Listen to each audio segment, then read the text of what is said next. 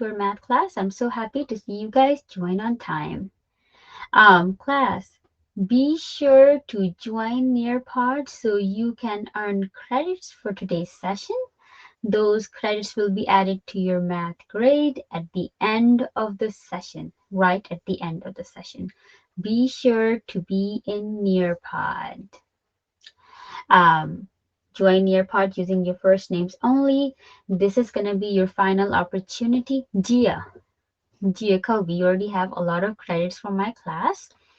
I'm unsure if that was very important for you to join or not, but it's up to you. It's a learning session, Gia Kobe. If you want to stay, you will stay.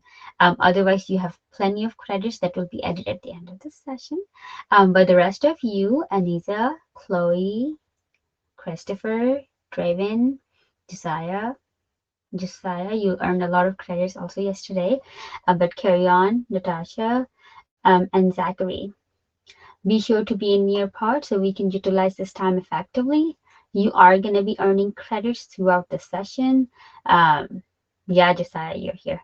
Be sure to join Nearpod. This is your final opportunity. Like from my side, final opportunity. December 15th, your course will also lock and you'll have quite limited opportunities to bring those grades up. So let's get started. This is the first question, and it's about classifying real numbers and also estimating the value of irrational numbers. And the question says the visual representation shows the sets of real numbers. We want to classify the number negative 25. Select all terms that are correct. Now here's negative 25. Think carefully. Is negative 25 going to be a natural number? Will it be a whole number, integer, rational, or irrational? We will mark all the boxes that will apply to negative 25. Okay, Chloe, wonderful. I agree to you, dear. So I only see Chloe's work at this time. Think about it, class. See if you can answer. I see Zachary in Nearpod, Natasha, Draven, Yasli, Victoria, carry on, Anisa, Draven, be sure to be in Nearpod. Yeah, this is your final opportunity with me in a live setting that I can help you bring your grades up. If you'll participate in my class, Lucian, welcome, welcome. If you participate, you will be earning credits that I will add at the end of this class period. I will also be sending out recordings to those who need the recording. So if you want to be working over the weekend, and if you are working over the weekend, you can be completing my Matching Nearpod and be watching this video to help yourself earn credits. So this is going to be open until Sunday, 11:59 only. Natasha, yes, dear. Remember the name of the session is Upgrade Your Grade. This is going to bring your grade up. But be sure to be in Nearpod. Be sure to actively participate so I can add credits. Right? My principal will say, how did your student earn the alternative credits for assignments? And I'm going to be able to share with them that you were in class, you participated, here's your Nearpod. Yes, so please be sure to be Nearpod if you are here to bring your grades up. I see Chloe's slide and I see Zachary. Zachary, little feedback to you. Negative 25 is actually going to be an integer like Chloe says. It is going to be an integer. Now, well, if something is going to be an integer, it will also be part of rational numbers. Why? Because integers are housed inside the rationals. Negative 25 is integer. It's also a rational number. Okay, these are the two correct answers for negative 25. Jalea, yes, Zachary. Negative 25 is going to be an integer and a rational number, like Chloe says. Are there any questions? Is anybody confused? There are no questions? We're ready to move on. That negative 25 is going to be an integer and a rational. No questions? There's always one question over on the STAR test over this topic. Be sure that you understand how the real numbers are classified, how rational number includes integers, wholes, and naturals. Then there's another part of real numbers include irrational numbers. Numbers that are irrational numbers look like pi. They are ongoing decimals and do not even follow any pattern. Carry on. I agree to you. Very good, dear. Absolutely correct.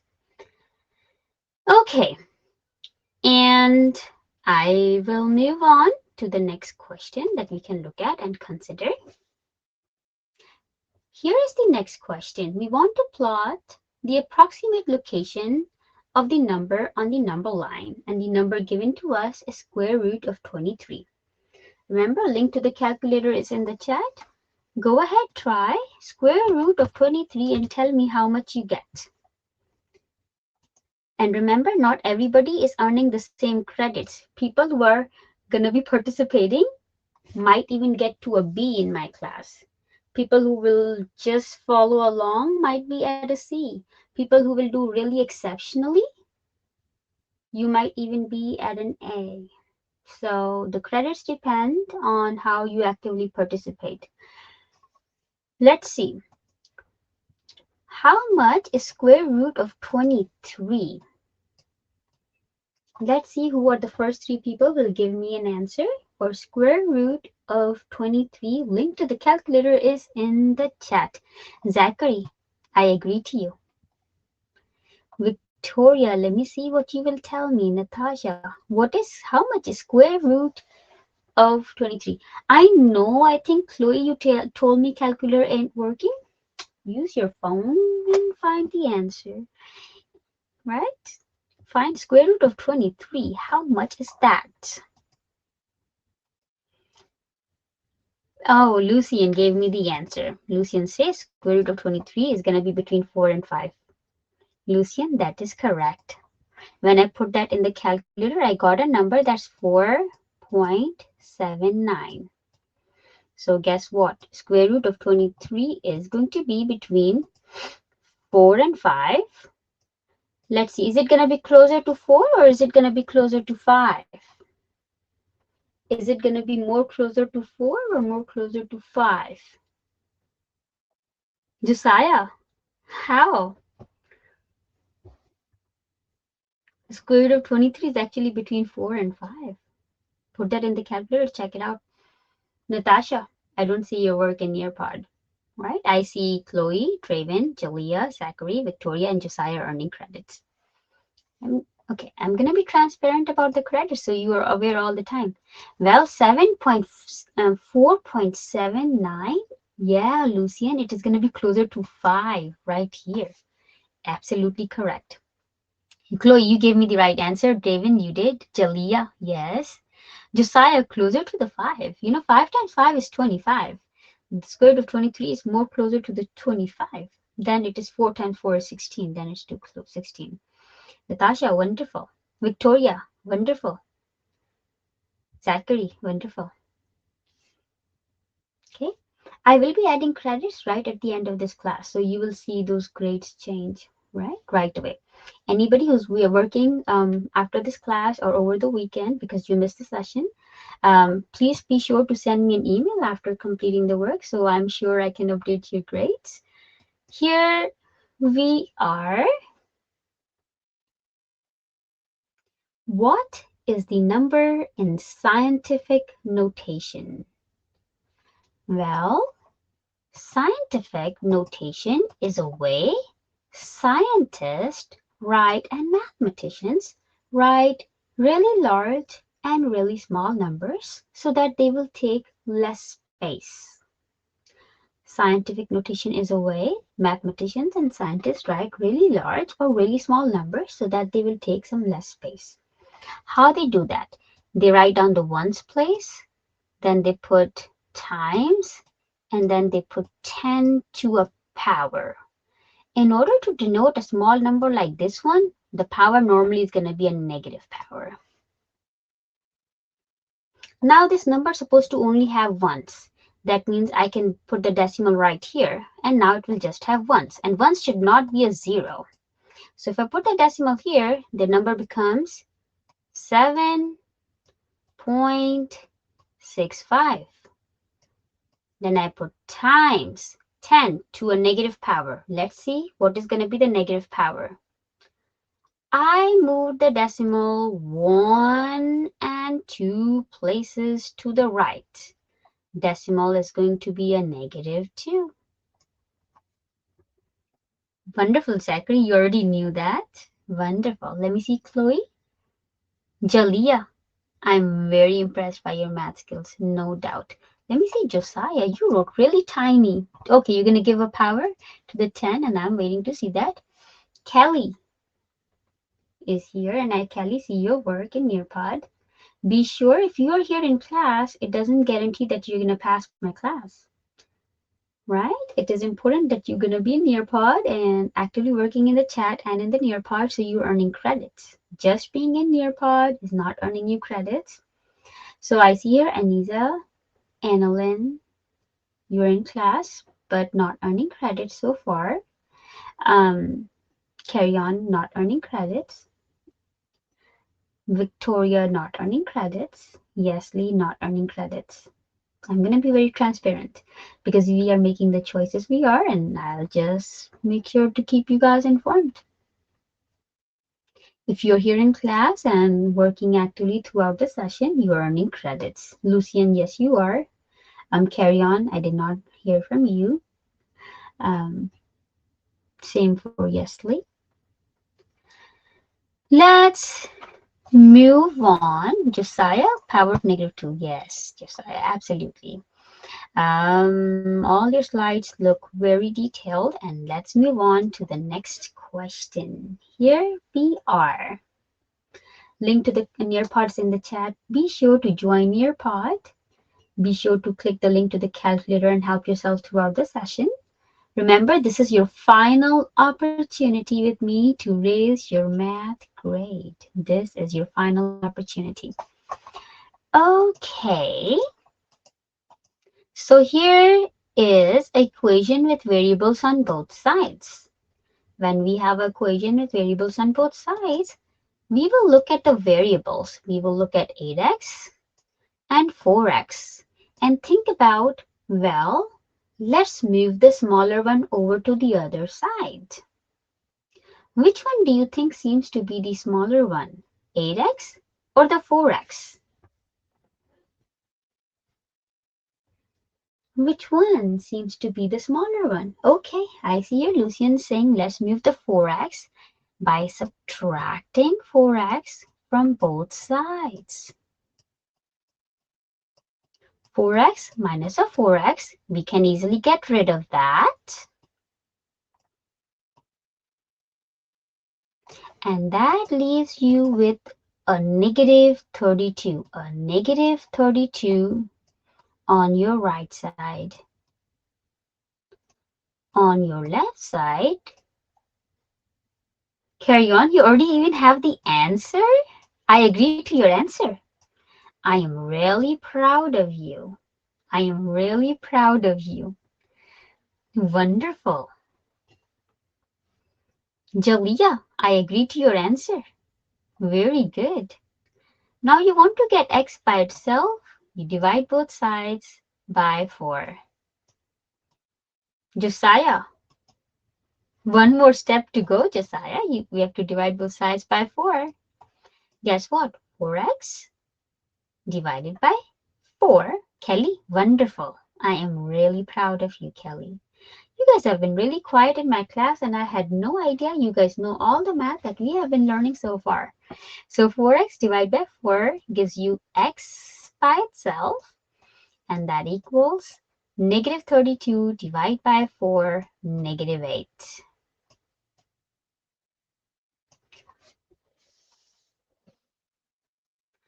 Victoria, be sure to be actively working in your Nearpod so that I can give you credits.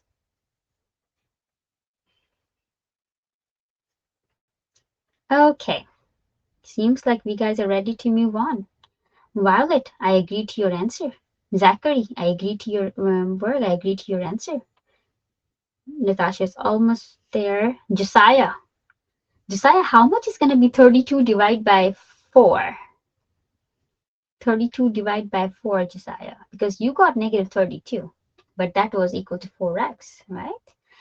So if you divide both sides by 4, 4x will become, here, I did it for you, Josiah. Notice here, negative 32 divided by 4. And remember, I dropped the link to the calculator for you so that you could be using the calculator. We got negative 8.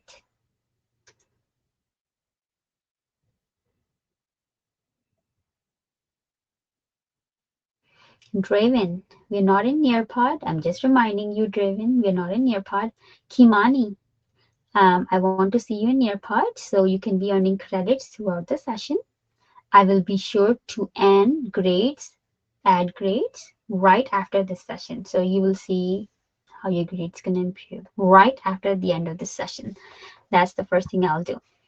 We'll move on. I know, Josiah. Here we are. Shonda jogs 5 miles per hour. Okay. Notice this is the time in hours. How will the graph look like? Shonda jogs 5 miles per hour. Josiah, you know how the graph looks like, and I agree to you.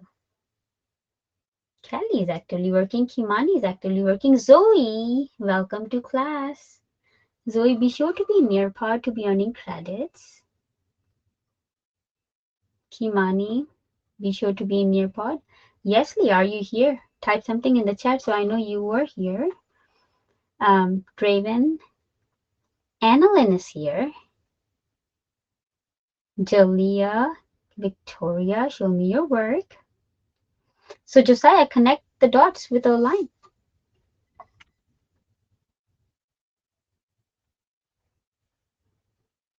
Absolutely, Chloe. I'll do that to you. I will share. So 1 hour, I agree, is going to be 5. 2 hours, 2, right? 5 plus 5 are going to go up 10 this time. You guys agree or disagree? Give me thumbs up, reactions. You agree? For 1 hour, if it's going to be 5 miles, then Shonda will jog 10 miles in 2 hours. You guys agree? Yeah? Then in 3 hours, they're going to do 15. Yeah? Wonderful. Josiah connected with a really nice line. Zachary, we can start 0 hours is 0 miles. Zachary, when no time elapsed, Zachary, how they going to go 5? No. 0 time is 0. I'm going to go grab the most possible straight line using the text tool, put some dots in it. In the meanwhile, you guys are still working on your graph. I'm going to create a really nice straight line to show Shonda's graph. And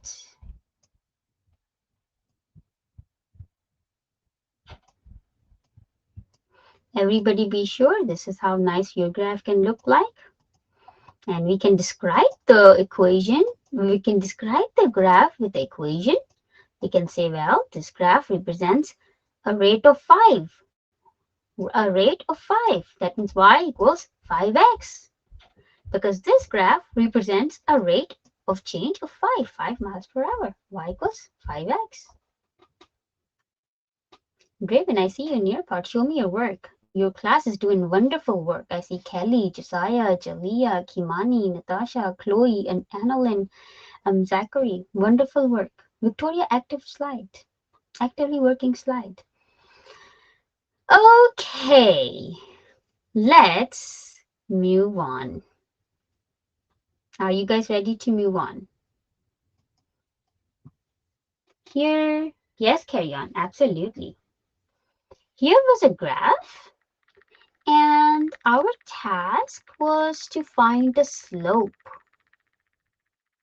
Well, one very common formula mathematicians are using to find slope is to do rise over run. Let's do the rise over the run and see what is happening. I will do the rising, okay? Let's do the rising. Can you guys tell me how much we went up from the first dot to the second dot? How much is the rise? How much did we go up? Rising in green color. Annalyn, it was 5. Can I say it was 6? Because I noticed it starts at -1, Annalyn. From -1, it went to +5. Can we say altogether it was actually 6? Try it out on your graph, Annalyn. 5 here and then 1 more. Yes, it was actually going up 6. Let's find the run. How much is the run? The red color one I'm denoting for run. Think about it. Run. Absolutely, Chloe. And the slope carry on is saying it's going to just be 6 because 6 over 1 will give you a slope of 6. That means the rate of change is 6. Right? The rate of change is 6. When the rate of change is 6, I can also write that as an equation. Guess what I will say?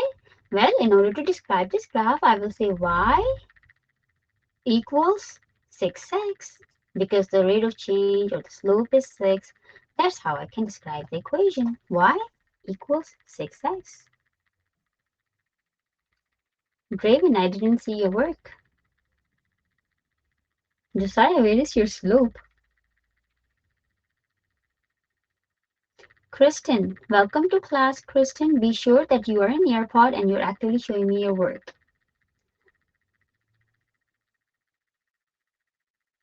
Yeah, Josiah, that's how I found the slope, right? From one dot to the other dot. I went up and then over. From this dot, I went up 6 and I went over 1. Up 6 over 1 gives me a slope of 6 over 1. And 6 over 1 is a slope of 6. Lucian, are you there? Okay. Here we are. We're going to come up with the equation and let's practice a little bit more about the slope. Here we are with another graph and we will practice writing the equation. Let's find the slope. Remember, we want to find the rise. Let's find the rise. How much is the rise? I go up and I'm using the triangle, right? How much did we go up? Let's see, Josiah, try this one out. I see Annalyn, Josiah, Kelly, Kimani, Natasha, and Zachary. These are the people actively working in Nearpod at this time. Kimani is, Jalea is. People are earning credit so you can pass the math class. Kristen, be sure to be joining Nearpod. How much did we go up? I went up 3. Zachary, you agree we went up 3? We went up 3 and let's check the run. Run. Let's check the run. And I went over 4. So the run is 4. My slope is 3/4. I went up 3 and I went over 4. So that tells me the slope is 3 over 4. If I want to write an equation for this one, I can write my partial equation saying, well, that means y equals, yes, y equals 3/4. 3/4 x. Because slope is 3 over 4. Carry on. See, I go up 3, then over 4. Slope means rise and then run. Rise 3, run 4. Right? Slope is 3 over 4. Anybody confused? Let me see, Josiah, your slide. How did you find it? Let me see your slope. Yes, and you write as a fraction, Josiah. Slope is going to be as a fraction like this, 3/4 of this. Well, y-intercept is the point where your graph cuts y-axis. If this is the y-axis, notice the graph cuts y-axis at -3. So I'll just say y-intercept is -3. I complete writing the equation saying y equals 3/4 x. minus 3. Josiah, you are right. Let's check if you are. Mm, yeah, Josiah, 3 over 4 is correct. But write it, you see my slide, Josiah? You can follow along. That's how we will write down equations. On an assessment or any quiz, the answer choices will look similar to the ones you see on my screen. So it's important that your work looks similar to the one on my screen.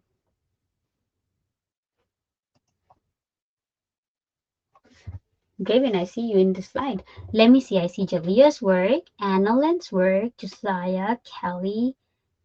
Carry on. I see a blank slide so far. Kimani, I see your work. Natasha, wonderful work. Victoria, beautiful work. Zachary, beautiful work. All right. And we will move on and look at a scatter plot. Are you guys ready to see a scatter plot? Scatter means we'll have some dots scattered around. And that's how the scatter plot looks like. Dots are missing. Can you guys put the dots on the grid? I will be guiding you a little and show you some examples. This is the first one.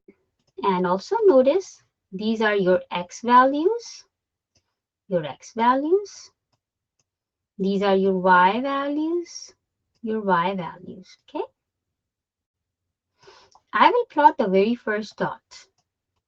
X is 2, so I go to 2. Right here is 2. And how much up do I go? I go up 1. X is 2 and up 1.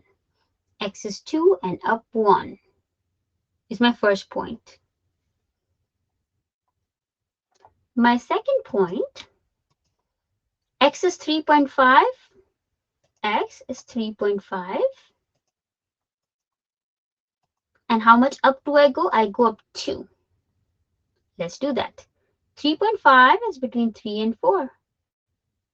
Go up 2 right here. Kelly, Josiah, you guys are so fast.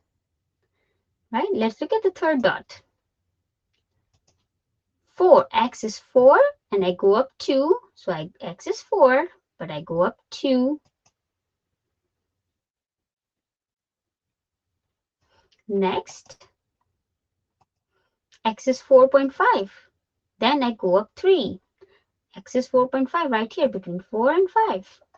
How much do I go up? I go up 3. Then X is 5.5 and go up 5. 5.5 is between 5 and 6.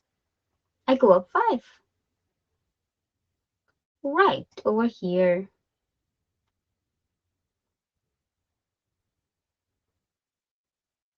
Make sure that you guys are going to follow along and graph your scatter plot. Next, I notice X is 6.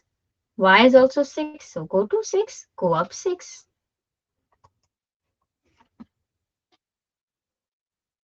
Draven, Jalea, carry on. Victoria.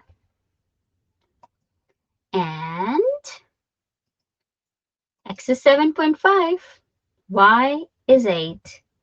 7.5 is a number between 7 and 8. And how much do I go up? I'm going to go up 8. Right here. Finally, I have one more dot. I plan to do a black. In fact, I plan to do a gray dot. When X is 9, I go up 9. 9 goes straight up to 9. These are all the dots we could be plotting.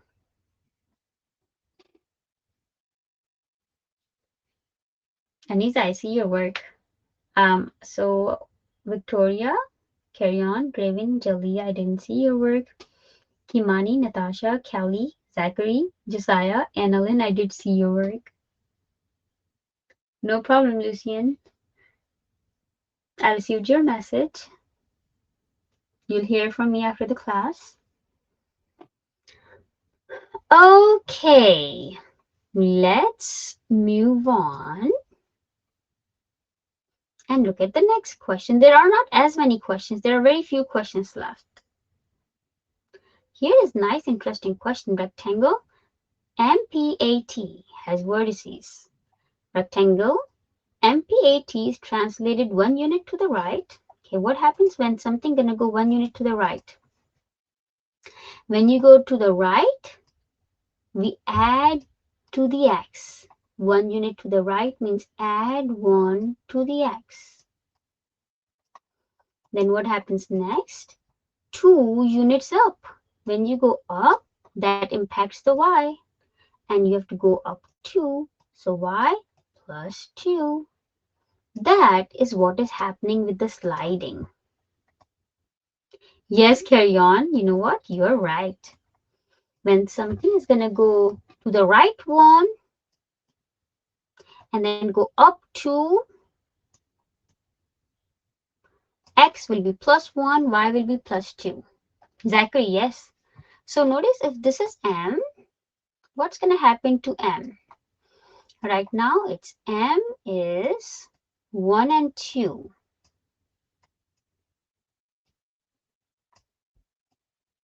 So x is 1. I'm going to add 1 more to it to get a 2. And y is 2, and I will add 2 more, and that should give us 4. Notice that A was the only answer that tells us that. Carry on, yes. Kimani, Natasha, Zachary, Kelly, Annalyn, yes. Josiah, you agree?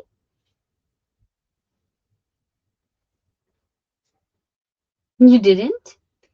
Let us know. Hop on the mic. What you didn't agree? If something is going to go right and then up 2. If something's going to go right, x going to go up by 1. If something's going to go up, it's going to impact the y. It's called sliding. We learned this topic in semester 1 in quite detail. You were not there part of the class then because you joined a little later. It's part of translation. Moving something to the right, Josiah, is moving 1. But here, problem is you added, this is not 3. X going to go plus 1 to the right. So not 3. The y is not 3 also because y got to be 4. Because if you go up 2, Josiah, y goes up by 2. X goes up by 1. That's how it should look like. 3 more problems to go. Are you guys ready? Give me thumbs up if you are. Everybody who's successfully completing the session with me, definitely you will see an impact on your grade. Natasha is not ready yet. Let me see your slide. Oh yeah, I know Natasha is working. Josiah, you're going to have to hop on the mic and ask me questions. You know, I am more than happy to help you.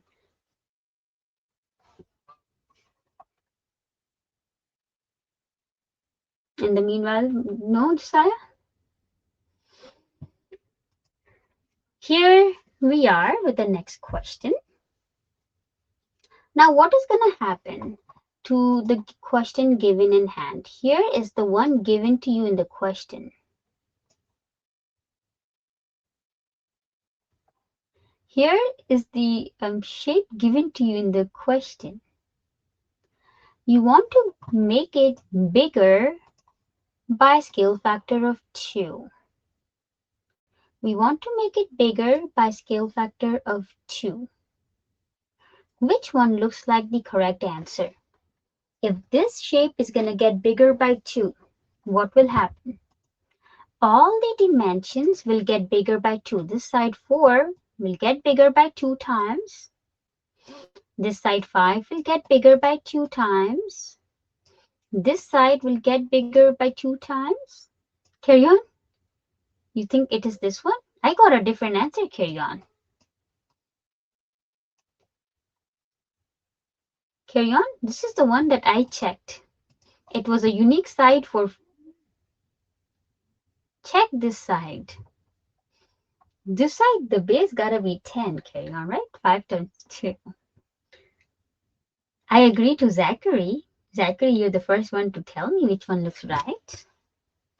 Natasha is thinking.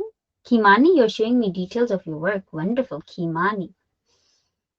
Let me see what Kelly, Josiah are gonna come up with. Um, Annalyn, be sure. Yeah, Annalyn is sharing the work. Draven, you're here, dear. I want you to be earning credits. Kristen, dear, you have been here, but I really want to see you working. And Victoria, I do not see your work. Victoria, I'm just reminding you, be sure to be near part so I can see your work. I agree to Zachary. I agree to Josiah. Natasha, which one is the right one? If you're going to get this figure bigger by 2 times, which one? Josiah and Zachary are the 2 people I agree to. Notice that the base will become 5 times 2. It is going to become 10. So the correct answer is B. You guys agree? Give me reactions. You guys agree? B seems to be the best answer. Look how the base is going to become 10. And this is the only answer that says the base is going to be 10. None of the other answers say the base is going to be 10. Kelly agrees. Natasha, you, Kimani, carry on. Annalyn, do you guys agree?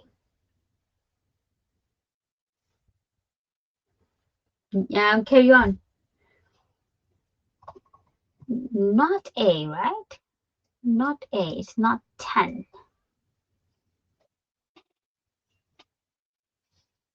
Are we ready to move on? Notice that B was the only correct one because at least just looking at one side, yeah, not A, we could tell, just even looking at the base, we could tell that B looks like right because it's saying it's going to go to 10. Let's move on. Now we have to tell if something is similar or not. Are these 2 triangles similar or not? What do you guys say? Do you think they are similar, or do you think they are not similar? Let's see, what is your prediction? Look at the 2 triangles. Do you think they are similar, or do you think they are not similar?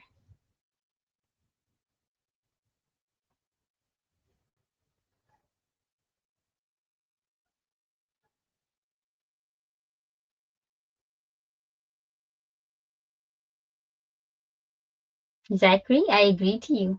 Annalyn, I agree to you. They are. Wonderful. Notice this missing angle will also be 60. If the angles of the shapes are congruent and equal, if the angles of a shape are congruent and equal, those shapes will be similar. If the angles are different, you cannot get the same shape. And it is similar because the shape is same and your eyes can see the shape is same. They're only different in size, right? Same shape, different size is called similar. So these 2 are similar.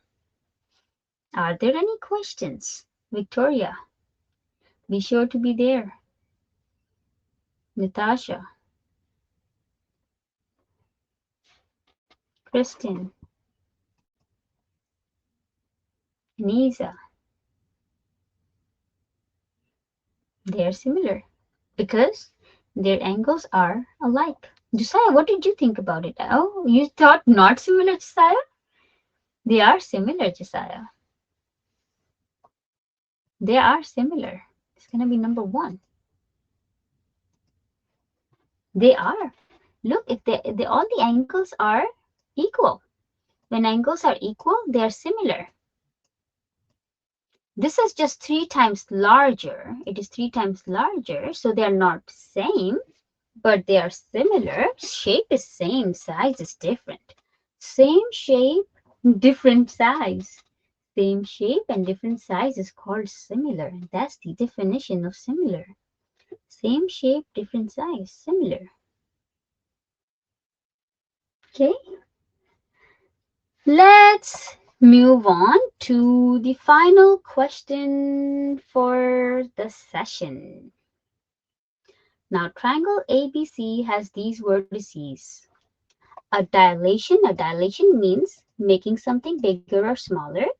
So a dilation with scale factor of half and center at the origin is applied to the triangle. So a dilation of half with a scale factor of half was applied. That means the new figure is going to be just half the size of the original figure. We want to tell them how will the ordered pair B be impacted. Right now, the ordered pair B looks like this. X value is -8. Y value is -2.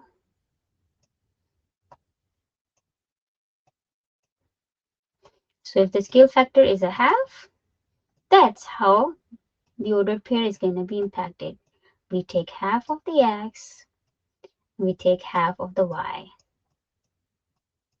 That's how the dilation of half is supposed to impact ordered pair B. We don't need A, we just need B. Look, the question just needs ordered pairs for B. And Kelly, I agree to your answer. And you are good to go. I will add credits for your participation. Kelly, carry on. Absolutely, I agree. Shay, welcome to class. Class ends here, Shay. The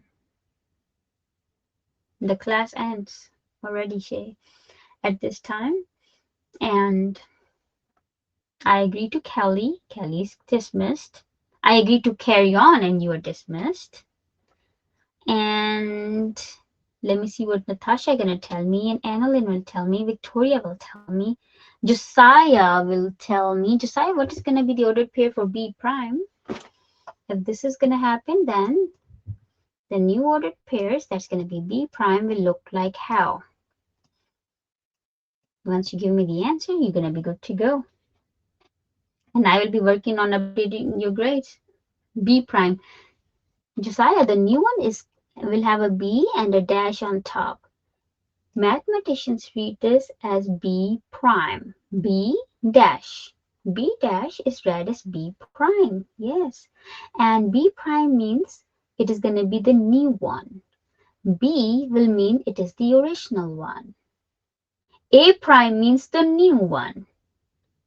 A means the old one. So if I do -8 times half, I get -4. That goes in the first blank. If I do -2 times half, I get -1. These are the two answers that should go in the blanks. Annalyn, did you get that? Not yet, Annalyn. If you do half of 8, you get 4, Annalyn. If you do half of 2, you get 1. I agree to Kimani. Carry on. Natasha, yes, I agree. Make sure your slides look complete and you are all good to go. Everybody who participated, Annalyn, Josiah, Kelly, Carry On, Kimani, Lucian, I'm gonna send you an email after this session so I can share with you some resources. Then is Natasha, Victoria, and Zachary. Yes, Natasha, you are. You guys have earned credits because you were here and you actively participated. You're also good to go. Shay, type in the chat. Let me know you're here. Anisa, are you here? Josiah, let me check your slide. Your font is really tiny for me. Josiah, you're actually good to go.